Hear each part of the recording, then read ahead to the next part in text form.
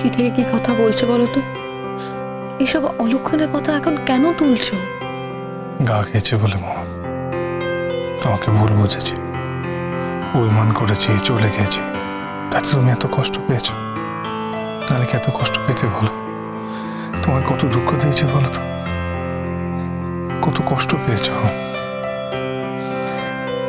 আজ আমি কত বিপদের মধ্যে আটকে গিয়েছিলাম, সেই জায়গা থেকে উদ্ধার হয়ে কোনো রকমে চলে এসেছি। সবকিছু তো ভালোবাসার জন্য। আজ তুমি এত কষ্ট পেয়েছো সেটা ভালোবাসার জন্য, আজ আমি এত কষ্ট পেয়েছি সেটা ভালোবাসার জন্য। এত ঘাত প্রতিঘাত বিপদ সবকিছুই তো ভালোবাসার জন্য। ভালোবাসা যদি না থাকতো মোর, তাহলে কি এত কিছু হতো? হতো না। সেসব দিন তো পেরিয়েছে নাকি? তাহলে সেসব দিনের কথা এখন আলোচনা করে কি কোনো লাভ আছে? কোনো লাভ নেই। আর ওটা একটা আমার কাছে দুঃস্বপ্নের মতো। আমি সেই দিনের কথা মনে করতে চাই না। ইনফ্যাক্ট আমি মনে করতে পারিও না। প্লিজ, তুমি এসব কথা আর কখনো বলবে না, কখনো না।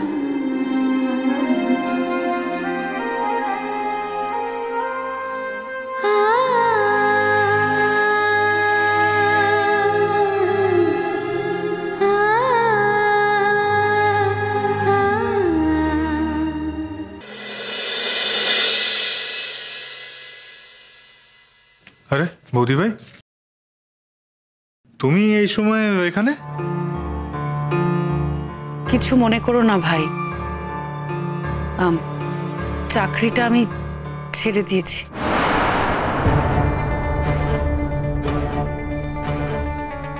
চাকরিটা ছেড়ে দিলে কেন? না মানে কোনো অসুবিধা হচ্ছিল? তখনই জানতাম চাকরি তোমার দ্বারা হবে না। চাকরি তুমি কিছুই জানো না। ঠিকই বলেছেন বাবা, ভুল আমারই হয়েছিল। ডানা মেলে উঠতে গিয়েছিলাম, ডানা দুটো ছেঁটে গেছে দুদিনের মধ্যে। সত্যি তো আমি চাকরির কি বা জানি বলুন, তাই ছেড়েই দিলাম চাকরিটা। ছেড়ে তো আর দাওনি, চাকরি থেকে তোমাকে ছাড়িয়ে দেওয়া হয়েছে।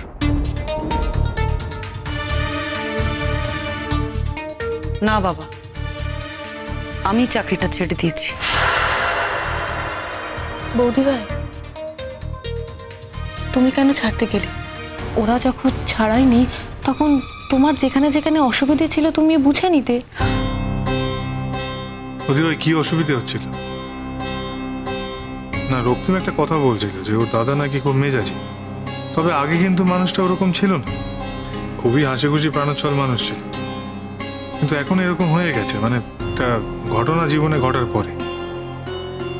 ছেড়ে দাও না ভাই, আমাদের কি দরকার বলো তো ওনার জীবনে কি ঘটেছে না ঘটেছে সেটা জানার। আর তাছাড়া চাকরিটা যখন আমি ছেড়েই দিয়েছি তখন এসব আলোচনা করে আর কি হবে বলো? আরেকটা পেয়ে তারপরে ছাড়তে না? তুমি তো বলেছিলে তোমার বাড়িতে থাকতে ভালো লাগছে না, তুমি তো কিছু একটা করতে চেয়েছিলে। ওই তো বুঝে গেছি, আমার দ্বারা আর কিছু হবে না। কিছু একটা অশান্তি হয়েছে তাই না? মনোমালিন্য হয়েছে? বলো না, তোমাকে খুব অপমান করেছে তাই না শ্রমনা? কাজের জায়গায় কাজ না জানলে তো অপমান করবেই, এ আবার বলার কথা কি?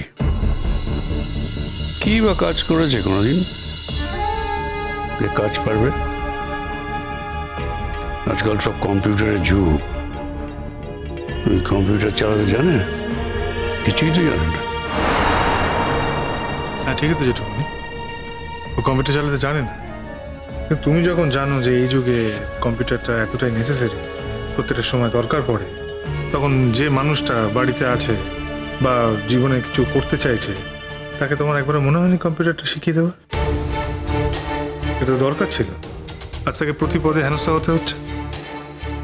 তুমি তুমি এটা কেন করছো? যখন সে নিজে জীবনে আগে এগোতে যাচ্ছে তুমি তাকে তখন ব্যাক গিয়ার দিচ্ছ, ডিমোটিভেট করছো। এটুকুনি তুমি তো কোনো উৎসাহ দাওনি, তাহলে এটা কেন করছো? সবাইকে সব চেষ্টা মানায় না শঙ্খ, এটা তো তোমাকে বুঝতে হবে। কেন জেঠুমনি? মানুষ কি পারে আর কি পারে না সেটা কি আগের থেকে জানা যায়?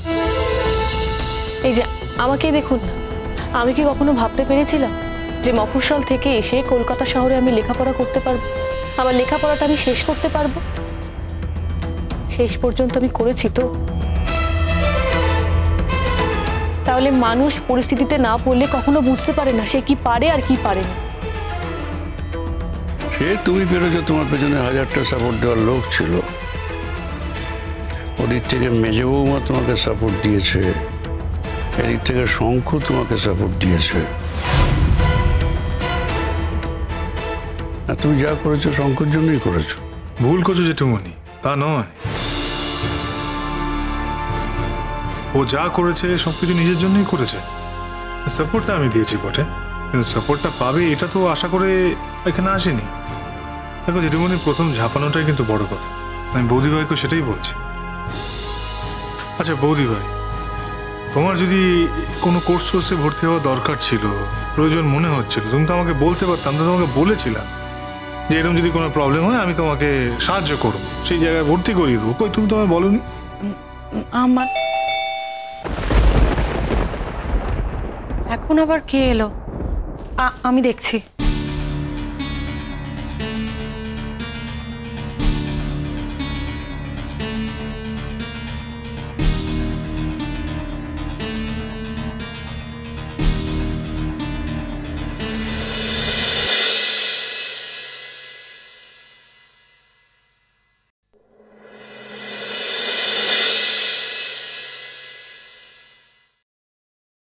আপনারা মানে ঠিক চিনতে পারলাম না তো, কাকে খুঁজছেন আপনি? শ্রমনা রায়চৌধুরী এই বাড়িতেই থাকেন? হ্যাঁ। আন্টিকে বলো না মুনি এসেছে। আন্টিকে আমি আমার বার্থডেতে ইনভাইট করতে এসেছি। না না, মানে আসলে উনি আমার কোম্পানিতে চাকরি করতেন। ও আচ্ছা আচ্ছা, ঠিক আছে, আসুন, আপনি আসুন, ভিতরে আসুন।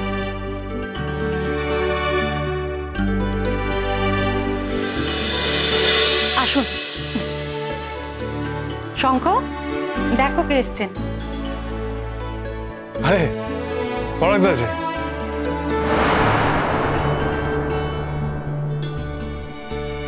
কি খবর, কেমন আছো তুমি? আচ্ছা, তুমি কেমন আছো শঙ্খ? অনেকদিন পর দেখা হলো। আমি ভালো আছি। হ্যাঁ, অনেকদিন পরেই দেখা হলো। এক মিনিট, জেঠুমনি, উনি হচ্ছেন পরাগদা, পরাগ ঘোষ, মানে ওই রক্তিমের দাদা। নমস্কার। আর এই যে, কি খবর আপনার? আমাকে তো আপনি চিনতে পারছেন না। আমার নাম হচ্ছে শঙ্খ। আমি কিন্তু তোমাকে চিনি। তুমি মুনিয়া না? তোমার সাথে আমার অনেক ছোটবেলায় দেখা হয়েছিল, 2-3 বার। কি মিষ্টি গো তুমি। এসো, তুমি আমার সঙ্গে এসো।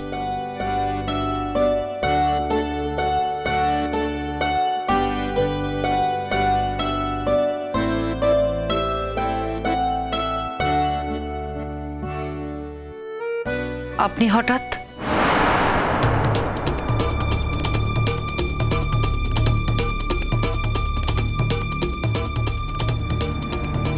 হ্যাঁ, আমি মানে আমার মেয়ে তো একা আসতে পারে না, তাই বাধ্য হয়ে ওকে নিয়ে আমাকে এখানে আসতেই হলো।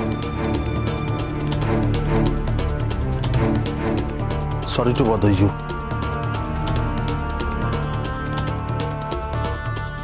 না না, বদার করার কি আছে, এসেছেন খুব ভালোই হয়েছে। আপনি দয়া করে আমাকে আপনি বলবেন না।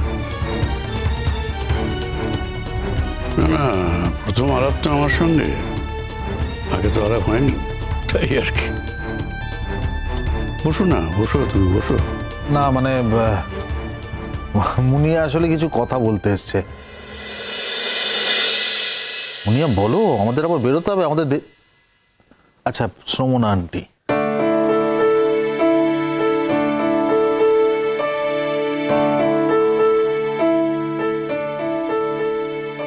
আন্টি, আমার বার্থডে, তুমি আসবে তো? আর তুমি যে ওই গিফটটা কিনেছো না, সেটাই আমাকে দিও। ড্যাডি আমাকে বলেছে।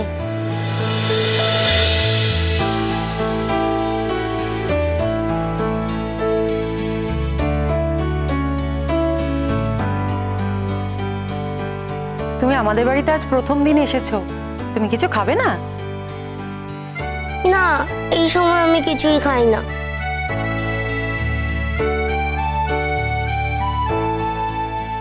তুমি এখন খাও না তো কখন খাও? মিয়া, চকলেট না আইসক্রিম? কোনটা পছন্দ তোমার?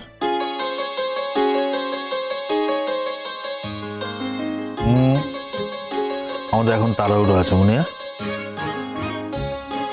আন্টি, এখন আমাদের তাড়াহুড়ো আছে। আচ্ছা মুনিয়া, তুমি কি শুধু আন্টিকেই তোমার বার্থডেতে নেমন্তন্ন করবে না সবাইকে? তাহলে বলো সবাইকে। আমার বার্থডে, তোমরা সবাই এসো কিন্তু।